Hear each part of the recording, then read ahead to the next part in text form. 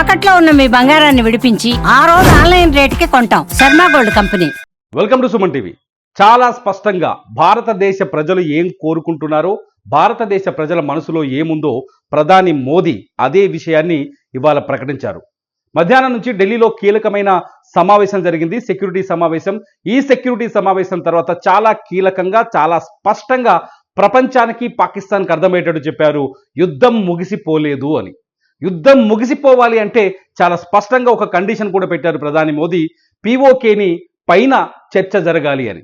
Already ఉదయం America అధ్యక్షుడు Donald Trump చెప్పారు, కశ్మీర్ విషయంలో మధ్యవర్తిత్వానికి నేను సిద్ధంగా ఉన్నాను అని. కానీ ఎవడి మధ్యవర్తిత్వం అక్కర్లేదు అని కూడా క్లారిటీ ఇచ్చారు ప్రధాని మోదీ. ఒకవేళ చర్చ అంటూ జరిగితే, నిజానికి రేపు మధ్యాహ్నం 12 గంటలకి పాకిస్తాన్కి భారత్కి మధ్య ఈ కాల్పుల విరమణ పైన ఒక స్పష్టమైన చర్చ జరగాల్సి ఉంది. అయితే ప్రధాని మోదీ చాలా స్పష్టంగా చెప్పారు, చర్చ అంటూ జరిగితే పీఓకే గురించే జరగాలి తప్ప ఇంకో వేరే అంశం గురించి జరగాల్సిన అవసరం లేదని చెప్పారు. ఇదంతా చూస్తుంటే చాలా స్పష్టంగా భారతదేశ లక్ష్యం ఏంటి అనేది అర్థమైపోతుంది. ఇప్పటికే భారత్ చాలా ఆంక్షలు విధించింది పాకిస్తాన్ పైన, సింధు జలాల్ని కట్టడి చేసింది, అలాగే బార్డర్లను మూసివేసింది, అట్లాగే వైమానిక గగనతలాన్ని మూసివేసింది, వ్యాపార సంబంధాన్ని మూసివేసింది, నౌకా సమానాన్ని మూసివేసింది, భారతీయ వస్తువుల ఎగుమతిని మూసివేసింది, పాకిస్తాన్ వస్తువుల దిగుమతిని కూడా మూసివేసింది.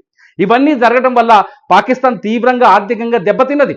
పాకిస్తాన్కి సింధు జలాలు లేకపోవడం వల్ల తీవ్రమైన కష్టాల్లోకి వెళ్ళిపోతుంది పాకిస్తాన్. ఈ అన్నింటికీ చర్చలకి, అందుకే పాకిస్తాన్ నిన్న అమెరికా కాలబేరానికి వెళ్ళి ట్రంప్ దగ్గరికి వెళ్ళి, నిజానికి 2 రోజుల క్రితం ట్రంప్తో అమెరికా చాలా స్పష్టంగా చెప్పింది, భారత్ పాక్ యుద్ధంలో మేము జోక్యం చేసుకోబోమని, వాళ్ళ ఆయుధాలు విడవమని, వాళ్ళని కోరమని చాలా స్పష్టంగా జేడీ వాన్స్ అమెరికా ఉపాధ్యక్షులు చెప్పాడు. కానీ ట్రంప్ 2 రోజులకే మాట మార్చాడు, నేను 2 దేశాలతో మాట్లాడి సీజ్ ఫైర్కి ఒప్పించాను. నిజానికి సీజ్ ఫైర్కి ఒప్పించినప్పటికీ కూడా, నిజానికి నిన్న సాయంత్రం ఏదైతే శనివారం సాయంత్రం 5 గంటలకే పాకిస్తాన్ ఒక్క తుపాకీ గుండును కూడా పేల్చడానికి వీల్లేదు సీజ్ ఫైర్కి ఒప్పందం కుదిరితే. కానీ పాకిస్తాన్ 200 డ్రోన్స్తో మళ్ళీ నిన్న సాయంత్రం భారత సరిహద్దుల్లో ఉన్న జమ్మూ కాశ్మీర్, రాజస్థాన్, పంజాబ్, గుజరాత్లో 20 పట్టణాలని టార్గెట్ చేసి, ఈ బార్డర్ వెంట ఉన్న సైనిక స్థావరాన్ని టార్గెట్ చేసి డ్రోన్లను పంపించింది. భారత డిఫెన్స్ వ్యవస్థ వాటిని చాలా ధీటుగా ఎదుర్కొంది. నిజానికి సీజ్ ఫైర్కి భారత్ కట్టుబడి ఉన్నప్పటికీ కూడా పాకిస్తాన్ దుశ్చర్యలకు పాల్పడుతూనే వస్తుంది. ఈ నేపథ్యంలో భారత్ చాలా స్పష్టమైన నిర్ణయం తీసుకుంది, పీఓకే మీద చర్చ జరిగితేనే యుద్ధం ఆగుతుంది, లేకపోతే యుద్ధం ఆగదు అని ఒక క్లారిటీ ఇచ్చింది. ప్రధానమంత్రి మోదీ చాలా స్పష్టంగా ఇవాళ ఆర్మీ త్రివిధ దళాలకు కావచ్చు, ఆర్మీ చీఫ్ కావచ్చు, చాలా స్పష్టమైన ఆదేశం ఇచ్చారు. ఒక్క తుపాకీ గుండు పాకిస్తాన్ నుంచి వస్తే, ఒక్క తుపాకీ గుండు పాకిస్తాన్ సరిహద్దులో పేలితే మేము పిరంగి గుండ్లను పేలుస్తామని చెప్పారు. ధీటుగా సమాధానం చెప్తామని చెప్పారు. ఆల్రెడీ ఇండియన్ ఎయిర్ ఫోర్స్ చాలా స్పష్టంగా చెప్పింది, పాకిస్తాన్లో ఉన్న చాలా కీలకమైన ఎయిర్ ఫోర్స్ల పైన, వాళ్ళ బేస్ల పైన దాడులు చేశామని కూడా ఇవాళ అధికారికంగా ప్రకటించింది. అంటే అంతకు ముందే ఇండియన్ ఎయిర్ ఫోర్స్ చాలా స్పష్టంగా ఇంకొక ప్రకటన కూడా చేసింది, ఆపరేషన్ సింధూర్ ముగిసిపోలేదు అని. ఆపరేషన్ సింధూర్ గురించి కొద్దిసేపటి క్రితం నేను చేసిన వీడియో మీరు సుమన్ టీవీలో చూడొచ్చు. ఆపరేషన్ సింధూర్ వేరు, యుద్ధం వేరు. ఇవాళ పీఓకే గురించి ప్రకటించడం వేరు అవుతుంది. సో పీఓకే భారత్ టార్గెట్ అనేది చాలా స్పష్టంగా అర్థమైంది. ఎందుకంటే 1972లో ఇందిరాగాంధీ ప్రధానమంత్రిగా ఉన్నప్పుడు సిమ్లా ఒప్పందంలో కుదుర్చుకున్నప్పుడు ఎల్ఓసిని అలాగే ఉంచారు. ఎల్ఓసిని దాటి లోపలికి రామని చెప్పారు. కానీ ఆ ఒప్పందాన్ని, సిమ్లా ఒప్పందాన్ని పాకిస్తాన్ ఆల్రెడీ తూలనాడింది. ఆ పాకిస్తాన్ సిమ్లా ఒప్పందాన్ని నాశనం చేసింది, తూట్లు పడుస్తూ వచ్చింది. కాబట్టి పాకిస్తాన్ గురించి ఇప్పుడు చర్చించాల్సిన అవసరం లేదు. ఇది చాలా స్పష్టంగా ఇండియన్ డిఫెన్స్ నిపుణులు చెప్తున్నారు.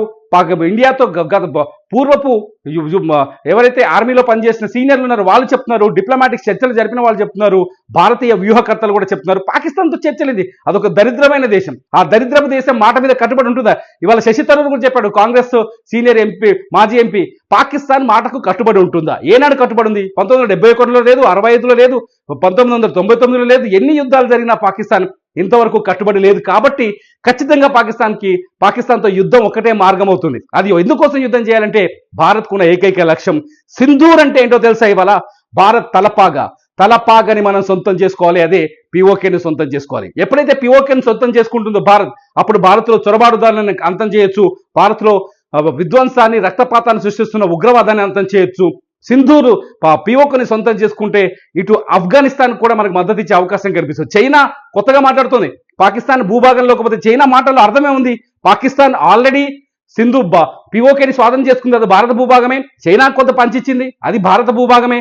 చైనా దొంగ నాటకాలు ఆడుతుంది. ఎందుకంటే బలూచిస్తాన్లో, పాకిస్తాన్లో ధనవంతమైన ప్రావిన్స్ ఉంది బలూచిస్తాన్లో ఉన్న అద్భుతమైన బంగారు గనుల్ని, బొగ్గు గనుల్ని, రాగి గనుల్ని సొంతం చేసుకోవడం కోసం చైనా గ్రోత్ కారిడార్ ఒకటి నిర్మిస్తోంది. అందుకోసం పిఓకేకి మద్దతు ఇస్తుంది, అందుకోసం పాకిస్తాన్ మద్దతు ఇస్తుంది. టర్కీ లాంటి దేశాలు వాళ్ళ ఆయుధాల వ్యాపారాలు చేసుకోవడానికి పాకిస్తాన్కి మద్దతు ఇస్తున్నాయి. నిన్న ఐఎంఎఫ్ ద్వారా నిన్న 20,000 కోట్ల రూపాయల లోన్ని నిన్న మంజూరు చేశారు. 20,000 కోట్ల రూపాయలు యుద్ధం మీద ఇన్వెస్ట్ చేయబోతుంది పాకిస్తాన్. ఇవన్నీ తెలిసే ప్రధానమంత్రి మోదీ చాలా స్పష్టంగా ఒక నిర్ణయం తీసుకున్నారు. కంటికి కన్ను తీస్తాం, పంటికి పన్ను తీస్తాం, తుపాకీతో కాలిస్తే పిరంగితో దాడి చేస్తాం, పిఓకే మీద తప్ప ఇంకా దేని మీద మాట్లాడమని. సో ఇది ఒక భయంకరమైన హెచ్చరిక పాకిస్తాన్కి అని చెప్పొచ్చు. పాకిస్తాన్కే కాదు, పాకిస్తాన్ ఆధారంగా చేసుకొని పాకిస్తాన్కి అనుకూలంగా మాట్లాడుతున్న దేశాలకు కూడా ఇది ఒక భయంకరమైన హెచ్చరిక అని చెప్పాలి. ఈ హెచ్చరికతో భారత్ శక్తి సామర్థ్యాలు ప్రపంచానికి చాటి చెప్పినట్టు అయింది. భారత్ ఎంత ధైర్యంగా, ఎంత శక్తివంతంగా, ఎంత బలోపేతంగా ముందుకెళ్ళబోతుంది అనే విషయాన్ని చాలా స్పష్టంగా చెప్పినట్టయింది. మొత్తానికి ఒక్కటి మాత్రం కన్ఫర్మ్ అవుతుంది, భారత్ యుద్ధానికి రెడీగా ఉంది. యుద్ధం ముగిసిపోలేదని ప్రధాని నోటి మాటల ద్వారా చాలా స్పష్టంగా అర్థమవుతుంది. మీరేమనుకుంటున్నారు? భారత్ యుద్ధం చేయాల్సిందేనా?